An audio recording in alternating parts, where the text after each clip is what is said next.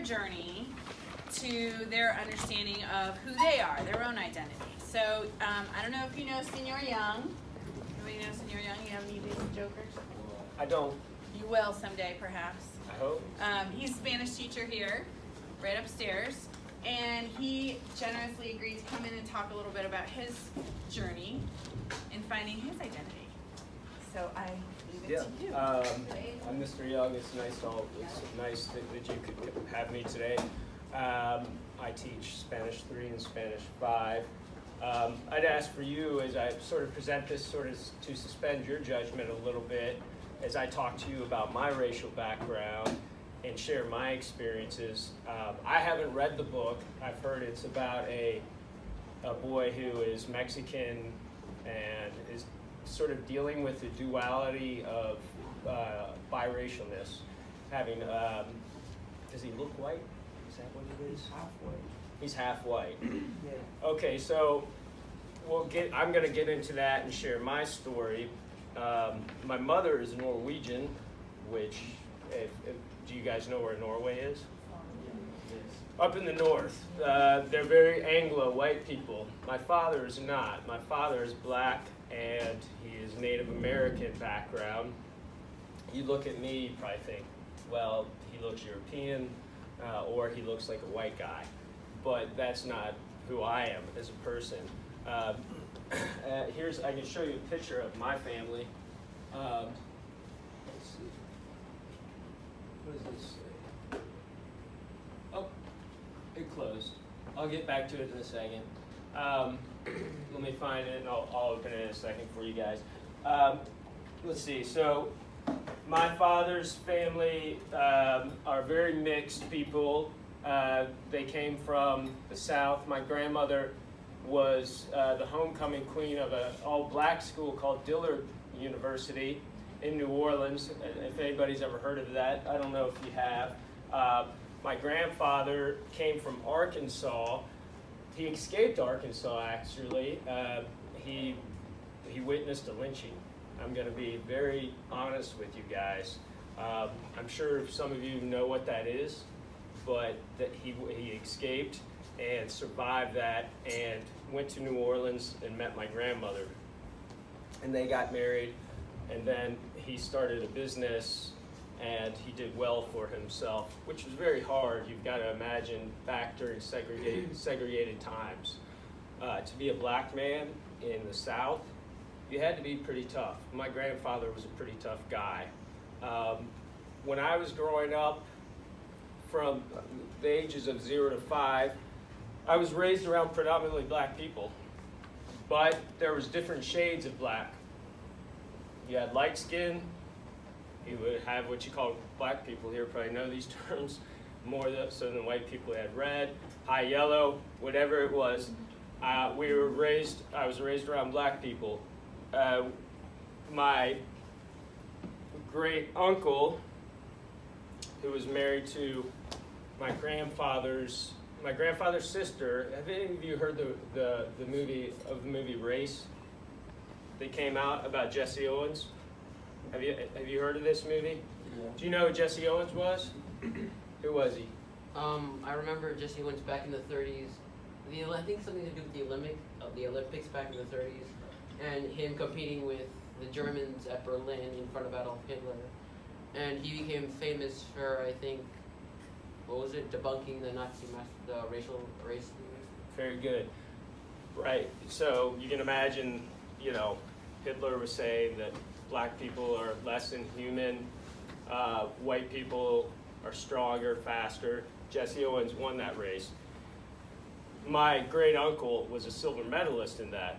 His name was Ralph Metcalfe. He lost to Jesse Owens by a split second, so he could have been the focus of that movie. He became a Chicago congressman, and that's who I was raised around a lot when I was a child. Uncle Ralph, he was a congressman, did very well for himself. When I was around 5 or 6, my parents moved to an all-white area, like North Arlington. Fairly affluent, fairly middle-class area, and that can be a sort of tough transition for a kid when you're little, dealing with those, it's sort of like culture shock. Like some of you might feel here who are students of color or minorities in an all-white school. And I remember I first heard the N-word when I was 5 or 6, and I didn't really know how to deal with that. So I guess I'm just going to be honest with you guys. I sort of beat up the kid. Well, I did beat up the kid. And as I was growing up, it's not like it is now where you guys have a lot more support. There was a lot of fighting when I was a kid, dealing with issues of race. I got in a lot of fights, and so as I was growing up, as I got older, I would say to my dad, I'd say, what do you say? What do I say to people who are confused about my identity? They say, I just tell them you're a mix of everything. And I'd say, okay. You know, I didn't really know how to deal with it. It was very confusing for me as a kid. I said, well, why can't I just say I'm half this, I'm half that? And so my parents sort of we'd say, it's just best not to confront it. Just best not to deal with it, because I had gotten in trouble as a kid over it. And so, you know, you're raised around white people, and then you hear sort of what you would, you know, prejudice. And a lot of people didn't know that my father is black. So you learn to hide your identity. You learn to be quiet. You learn to not speak about it. And not really you're sort of like you grow up very uncomfortable. I don't know if that theme, is that the theme in this book? And the discomfort? Yeah. Yes. Because there's always subtle forms of racism with white people towards black people. And it's not always as clear as somebody calling you the N-word, all right? There's other institutional forms of racism that you hear. Somebody might say, well, how's the school? And what they're really saying is, how many black kids go there? How many minority students go there? Where there's all types of subtle racism that exist today. So you learn to sort of keep your mouth shut, hide it, not say anything as you're growing up. And then I think as I got older, now we're sort of in a different world. I'm 42. We just had a black president whose mother was white. And if you looked at President Obama, you would have never known his mother was white. You would just look at President Obama and said he's a black guy. You know, his father's African, his mother's white. Now we're a lot more conscious of these things as in our society, but we're still very much dealing with these issues. But now if anybody asks me, I'll say it openly. I've come to that point where I can talk about it and tell them my whole story and my whole journey as somebody who's dealt with these issues of race and color my whole life.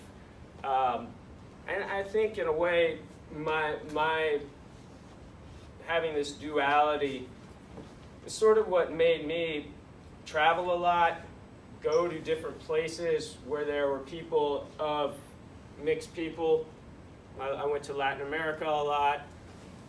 That's why I speak Spanish, lived there for years. Because if you're in like Colombia or Brazil or Venezuela, everybody's mixed. And you've got black, white, everybody is very much mixed. Or Dominicans, for example, Cubans. The law in Cuba is everybody has a token amount of black blood. Everybody. Okay? So it doesn't feel as sort of suffocating as it does here in the U.S.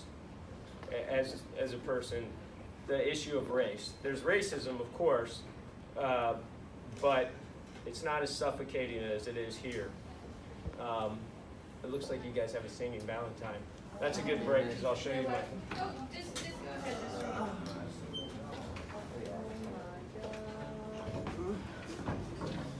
open this up and I'll Singing Valentine. Who's in it?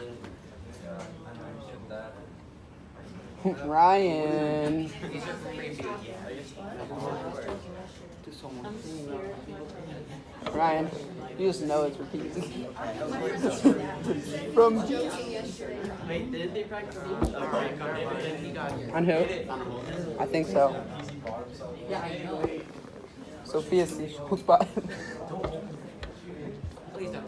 No, is she rejecting them? Oh. It's okay if they want to come in. Maybe she's actually going to come back. Yes, come back. Don't come back. Yeah, don't come back. Let him do it now. Get it over with. I haven't been in the class with it yet. I want to see the Whose class. is it? I don't know. Honestly, I don't know. Oh yeah. The video's, wait, where's Miss Stewart? Should I pause the video or?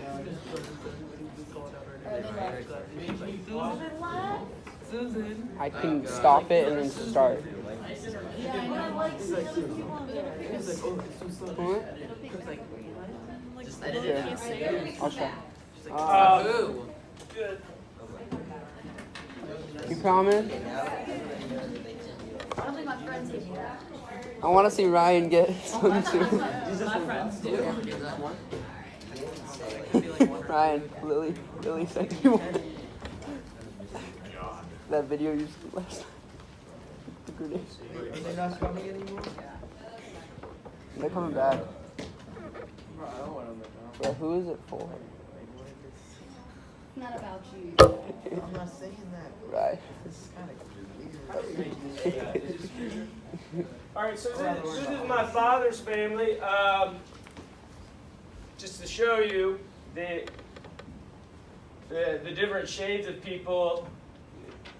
You have African American, Black. Predominantly, there's my father right there. There's his sister. We also have a lot of Native American blood. But I will tell you that in Virginia, you don't know, I'll explain something. In the 1920s, the registrar of births here in Virginia was a man by the name of Harvey Plecker. Harvey Plecker was a racist man. He said that you were either colored or white. Colored or white. You couldn't be Native American. He hated Indians more than he hated blacks, was essentially what it was. So if you had any trace of Native American blood, you would lie. You would have to say you were colored. So we lost that history in our family, but we've been looking a lot for it and connecting with people. Because my grandmother was from the western part of Virginia, and the Cherokee, the Indians mixed a lot with the slaves. Okay, so that happened as well. We have everybody here along the line, different shades, different colors. He looks a lot like my son. My son's like that. And let's see, more. This is my grandmother, right there. So when I was a kid, I was the lightest of the family. My grandparents had experienced a lot of racism, as I explained to you guys. If you've ever experienced that sort of, like the racism today compared to the racism back then, remember we had segregated bathrooms, segregated water fountains, violence. To be a black man in America was to be terrorized. Their main concern, they wanted to know the color of us right when we came out. Their first question was, how white is he? So I was the lightest of the kids. So their nickname for me was Snowball. That's the truth. Their nickname was Snowball.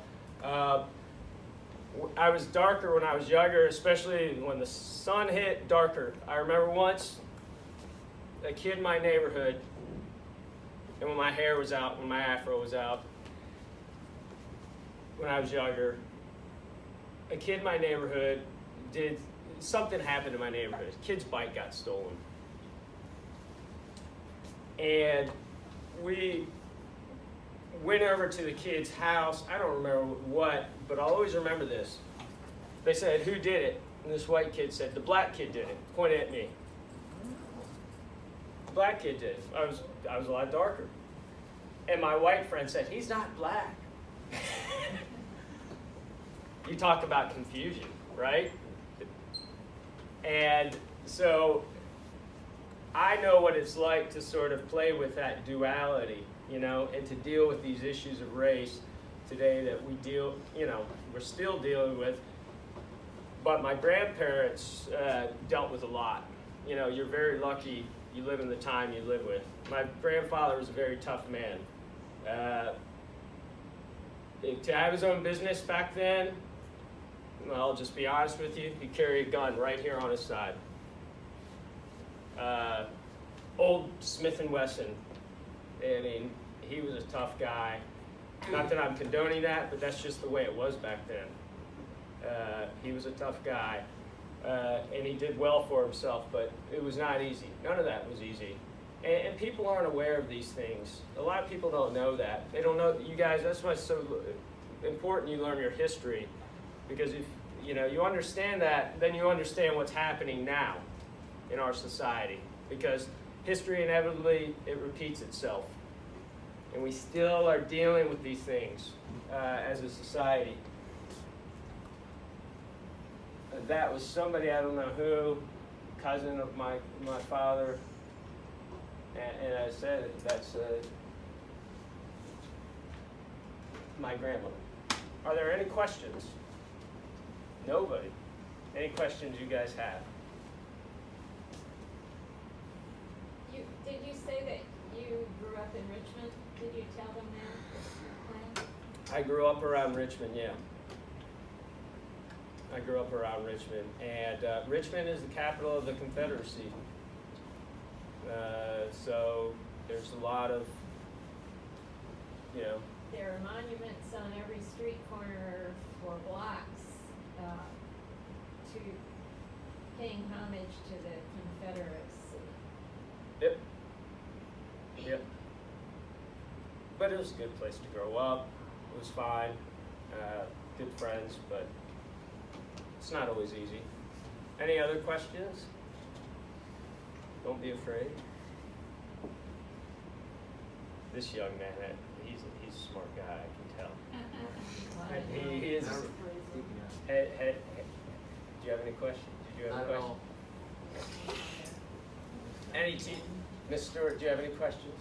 This goes very much into what we're talking about in history. We're talking about they have to learn what a mulatto is, mestizo, because we're doing the Haitian Revolution, and all of these various mixed colors. And in the film we watched yesterday, this man came up with 110 different colors for race.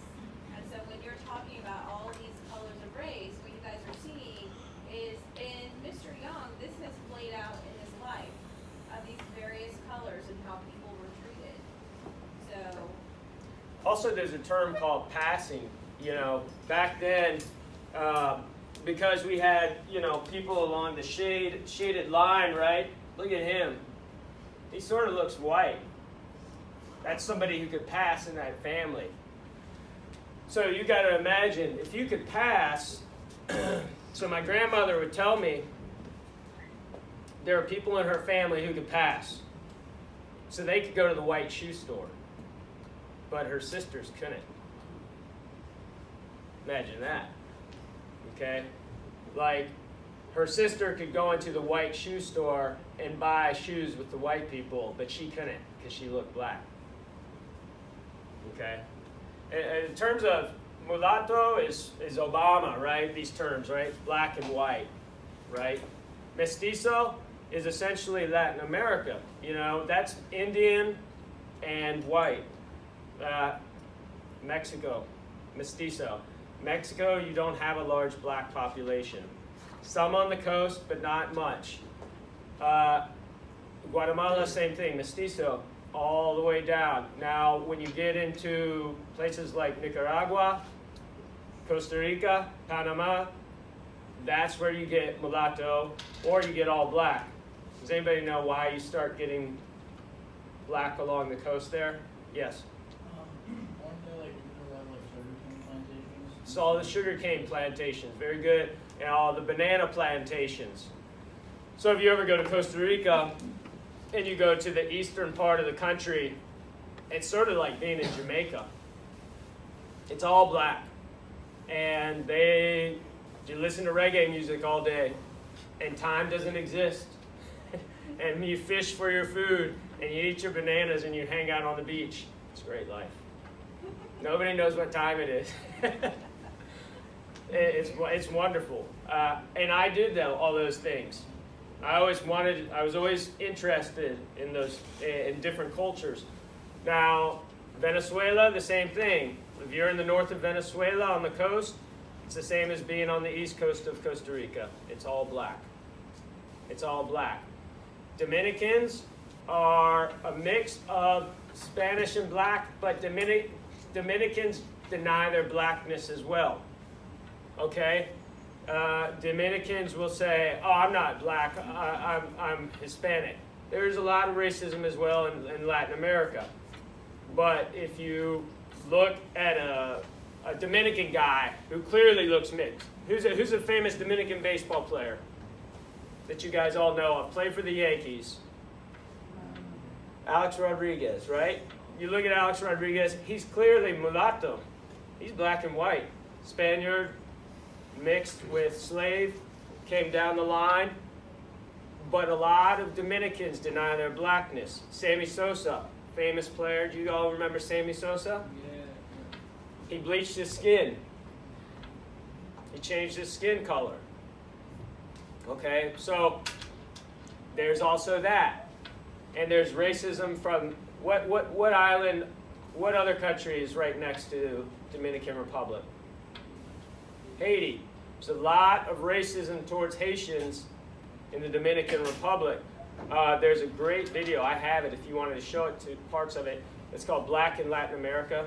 Harvard professor Henry Louis Gates Jr. talks about this, how the Dominicans are very racist towards Haitians. Okay? They view them as second-class citizens, and Dominicans have denied their blackness compared to Haitians proudly proclaim their African roots. But all that stuff, Brazil, same thing. You get a lot of mix in Brazil. And there's not as much of a stigma, it seems, in Brazil as there is here in the United States still with race. Brazilians are just happy people, fun people, great place too. I love what you're talking about because right now we're talking about the Haitian Revolution and how Brazil became Brazil and there was no revolution in Brazil and how Brazilians, they are happy people. Yeah. They talk about they never really had a revolution. I'm so happy you're here today because now we see what happened over 100 years ago playing out today. How those things are meaningful today.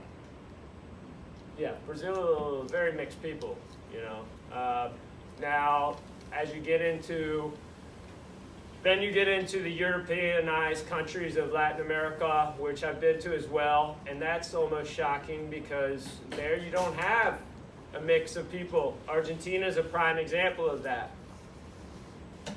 Argentina is very Anglo, very white, and their history was based on the premise is we will have a Europeanized nation.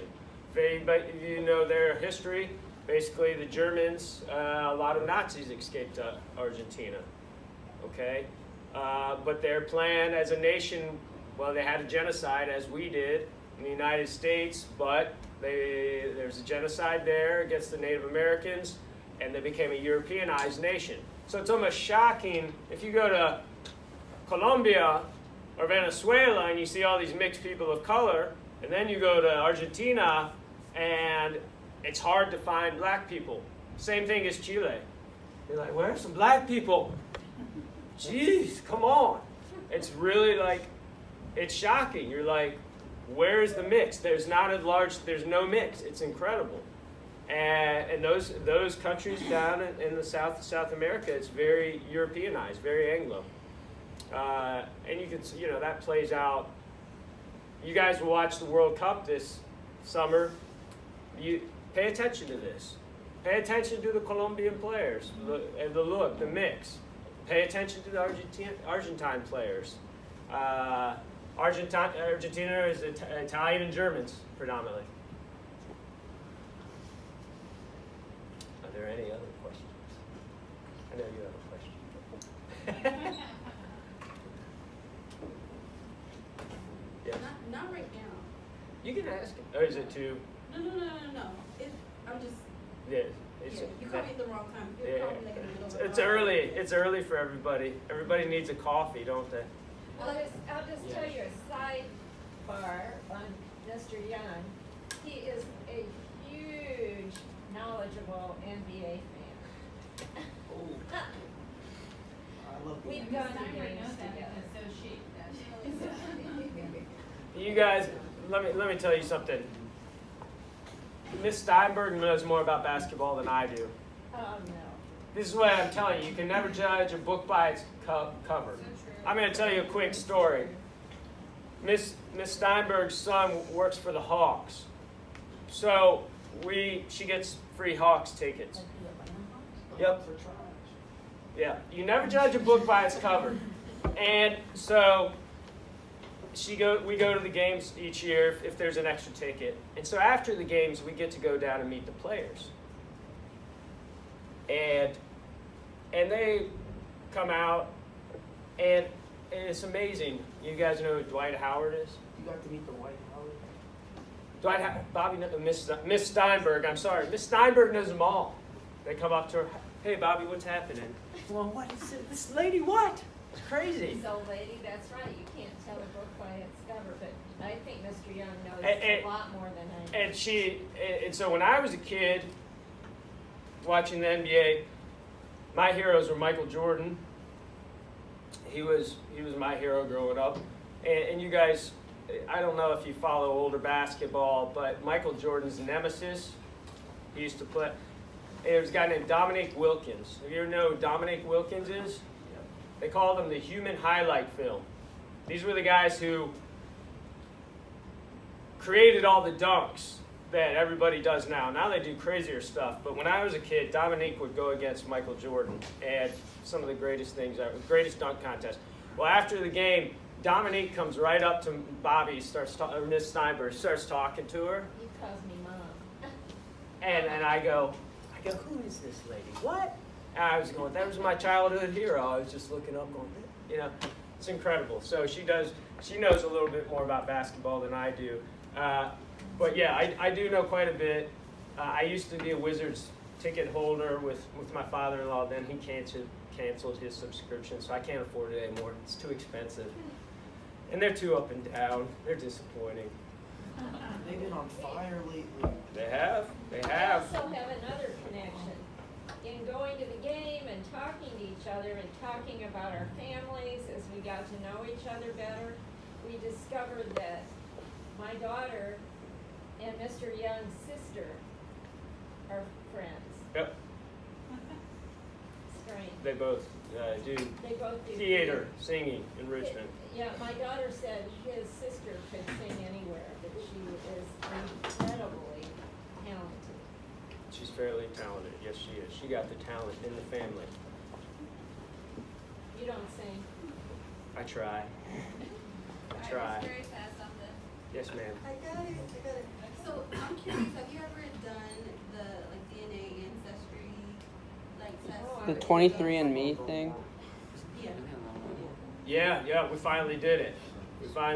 And so we found Nigeria, African descendants from Nigeria, my father's side, Cherokee Indian, and then and some Spanish blood. So there was somebody mixed with somebody on his side, on my grandfather's side. And on my mother's side, it's just European. Blonde hair, blue eyed people, Was there anything in particular that surprised you that you weren't expecting? I forgot what it was. Yeah, there was one thing that was surprising.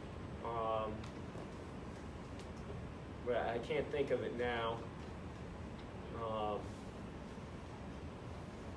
But yeah, it's always sort of like a question in our mind. Now science solves everything, but there's still a lot of questions that we have about some of the, you know, as I was saying, Plecker only had 2 racial classifications, colored or white. We still have questions about the Native American side, because we look at pictures of relatives and we're like, whoa, there's a lot of, she looks very Indian. I mean, my father's sister, if I can show her, I mean, like, she looks very Native American. You can tell the eyes, the face, there's a mix there. So, yes. So, Mr. Young, what do you identify as now, or is it even important that you identify as anything? I don't identify as anything anymore. You know, I guess when I'm with black people, I like being around black people. And when I'm with white people, you're like, you change. It's called code switching, you guys. It's called code switching. You know, you change your ways. It's something you learn. Have they talked about that in the book? No. Code switching? So I teach languages as well. So you put on a different face or facade for each group you are. So when I speak English, I'm not the same person as when I speak Spanish. When I'm speaking with black people, I'm not the same person as when I'm speaking with a white person. You know, that's called code switching. Just like President Obama in public is not how President Obama in private with black people isn't the same as the President Obama you saw on TV. You understand? That's called code switching. So I don't know. I don't think I identify with anything, just as, I don't know, President Obama, I don't know what he would say to that. You know, if you would ask him, white mother, African father, but he was raised predominantly around whites, right? His mother raised him in Kansas. Yeah. But his book was Searching for His Roots, right? You guys should read that, about his father. Yeah, that's an easy book to read, the book he wrote. Incredible story, incredible. But you're comfortable with that, where Danny isn't so comfortable. He's not comfortable in either culture. In the Mexican culture, he doesn't feel like he fits in, and he doesn't feel like he fits in the white culture. Yeah, and I think I dealt with that as a kid. You deal with that more as a kid. As I said, people didn't know, so you'd hear racist things. And when I was a kid, I got in a lot of fights. All right, I was a pretty rough kid when I was really young. Okay, when the kid said the N-word, I had never heard that. We were on a swing, and I beat him up pretty badly. I'm going to be honest with you. His mother, he went crying to his mother. He said, he beat me up because this. Well, who had taught him that word, you guys? His mother and his father. And I didn't know. I'll always remember that. You don't know those things. You're just a little boy. You don't know that. But you never feel comfortable, so you have to hide. You hide. You can't, you know, these are, nowadays you refer to these things as micro assaults, right? That's the term you use. I was micro assaulted like you can't believe. I've got scars all over the body. So, you know, you just move on though. You got to move on, and as you get older, you become more comfortable.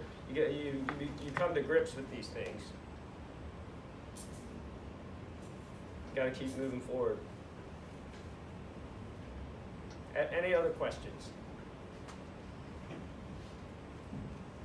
All right, Mr. Young, we thank you for your time. Anytime, anytime. Thank you.